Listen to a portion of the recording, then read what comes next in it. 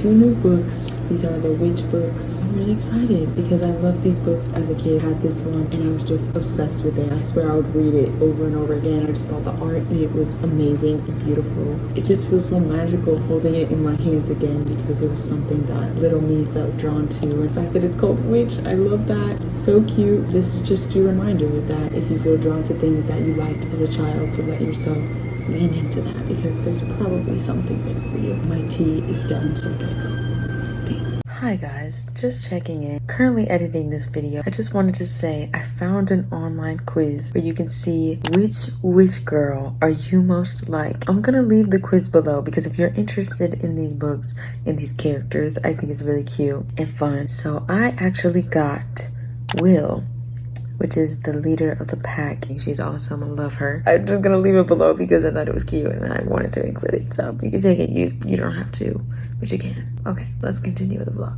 Peace.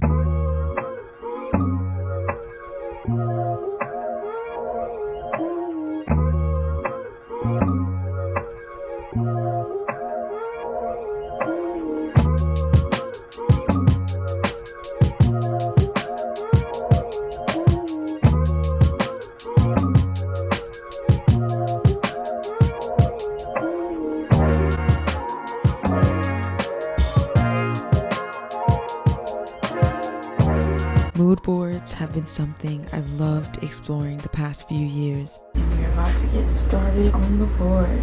Focusing on truly envisioning the life that I want for myself and that I know my inner child has always deserved. I definitely encourage this practice for anyone who is trying to manifest and also connect more deeply with their inner child. It is a very peaceful and yet explorative process, choosing intuitively what and where to place something on the board to really put the pieces together and bring your vision to life. I feel like it allowed me to be present and let my inner child take the lead. I also have been diving more into learning about the law of attraction and the law of assumption, and I will actually have a video where I deep dive on this topic coming to you very soon, so stay tuned for that.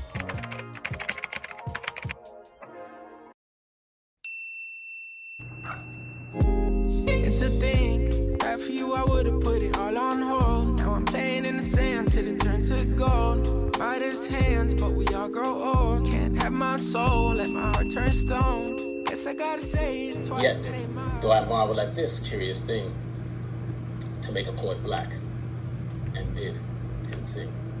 I'ma take my chance till I drop.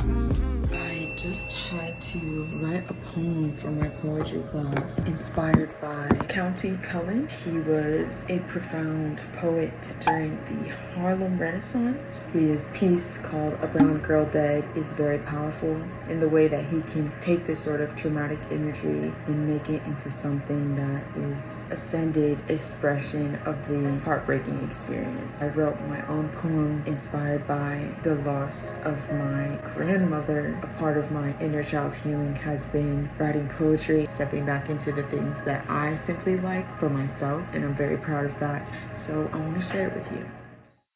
2 green frogs above her bed, a bright white rose laid on her pillow, placed neatly where she once rested her head, a temporary willow.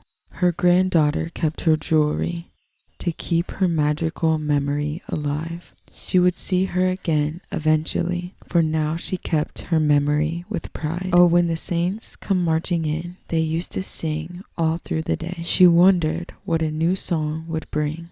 If only she could find the words to say. I just thought I'd share that because it's part of the healing and part of expressing and part of grieving and part of evolving. But yeah, thanks for listening.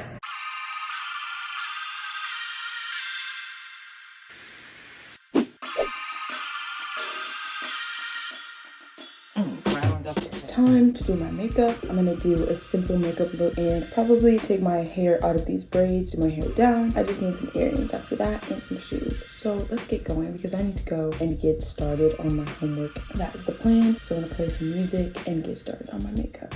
Man, you gotta be kidding, man. Come on. Cheat me, you cheat yourself out. In and out. Then the fuck out. But they not ever coming from mine. No, we can't exchange contacts. I don't get mad. I I don't react, I just relax. You more like ref, how you play both sides. Keep going in and out, swimming at the house, live with no doubt. Exactly.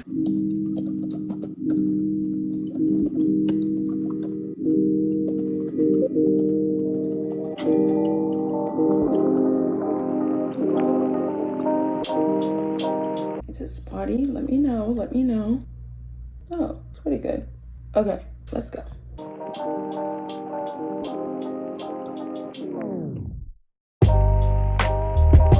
If you ever wonder how I'm highlighted to the gods, my favorite spots are here, here, the nose, the bridge, and then a little upper lip. I don't hold back. I love to be ultra glowy in the right places. So back to getting ready.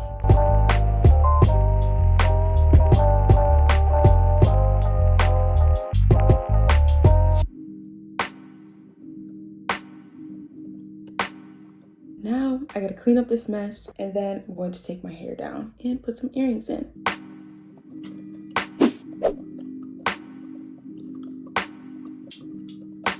I chose these little earrings. They're cute. I added another necklace. I did double necklaces. I added some rings as well. And then I'm just about to take my hair down now. So let's take the hair down. But yeah, how are you guys doing today? Hey, check in with yourself. Check in with yourself.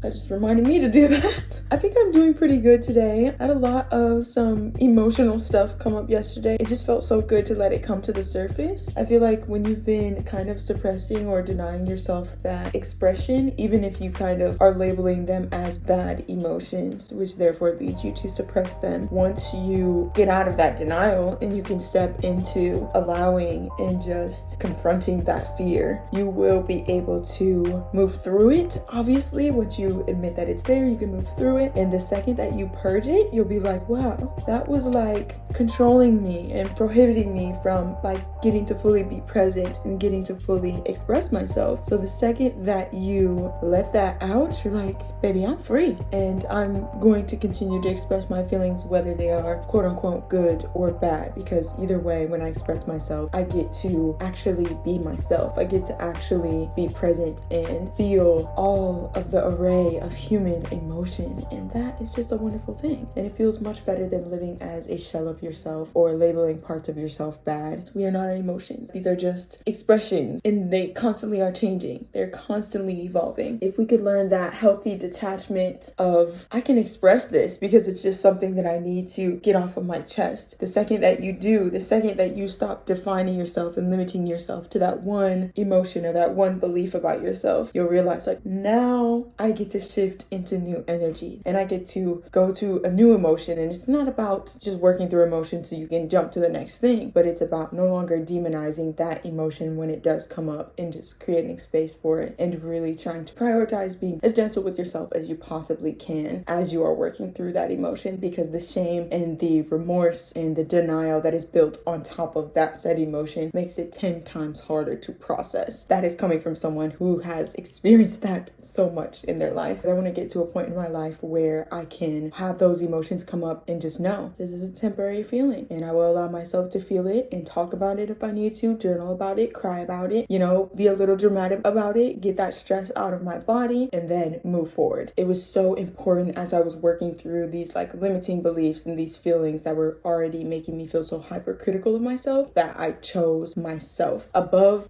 trying to do something to compensate for how I was feeling, communicating like I'm actually working through this, or I actually need a second, like I need to go take a second to myself. It's just like understanding the more that we can take care of our own selves and honor our own sacred little worlds, that we can create a better world around us. Also learning to redirect your own self-talk. I can be honest that this is how I'm feeling, but also I don't have to come down on myself about it. Being honest about your emotions, honoring your emotions, not blaming, shaming, or guilting yourself for your emotions, letting them come up. Let that anger come up. And as many people often say, anger is just like a cover-up for deep sadness or other, deeper emotions. Recently, after letting myself finally get to the sadness, finally get to the core, let it come out. It affects you in so many ways than just emotional. Finally, I let myself grieve that. I realized I can be motivated by love rather than pain, rather than anger, rather than anguish. I can be motivated by love now that I allowed myself to grieve and to process that emotion deeply to its fullest capacity. So it is deeply important to process your emotions. And that is something I think that we do not prioritize enough in this society, in this world, in this matrix, whatever you want to call it. I am back to really working on that. I think I had been focusing on,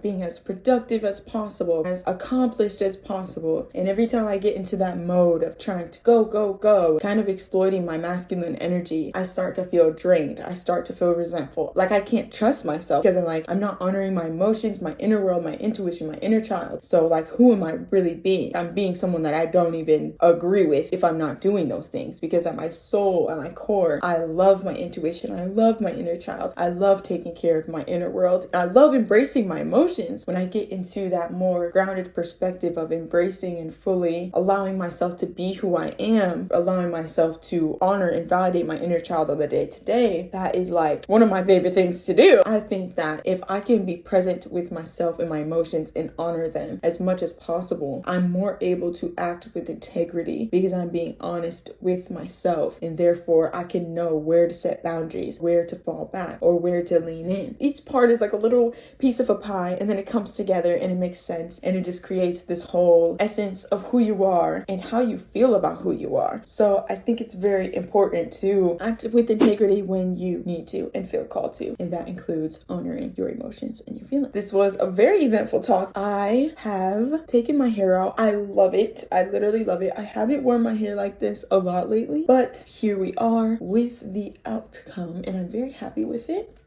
Now I'm just going to paint my nails really quickly and then get going. Let's go.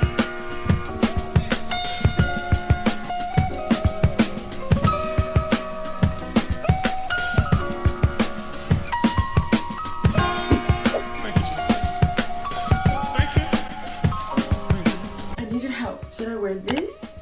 Like this? This cute guy, which is like, it fits my laptop. It's giving she's a student, but like she's a student, I think this one, right? Right. Yes. It might be the pink bag. Okay, I'm changing my mind again. I thought you said you wanted that one, but you said you wanted this one. I get it now. Baby, the indecision is real. Let me put my shoes on, because I think that will tell us. I like the glasses with the shoes. All right, this is it. This is what I'm going with. So let's go.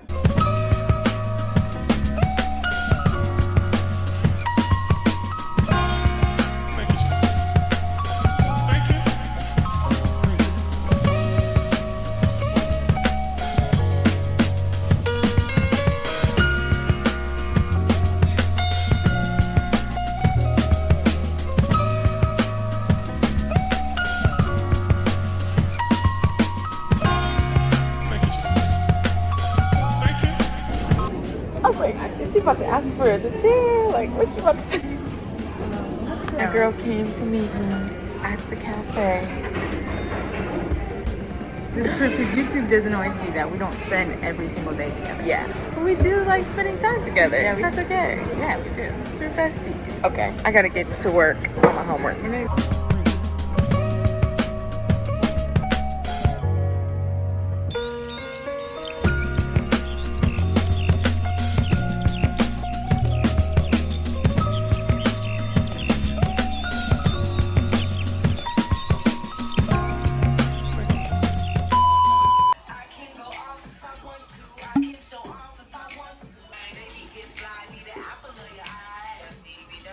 The sweetness in your life, be the bark in the bite, the sugar and the spice, young star. You already know.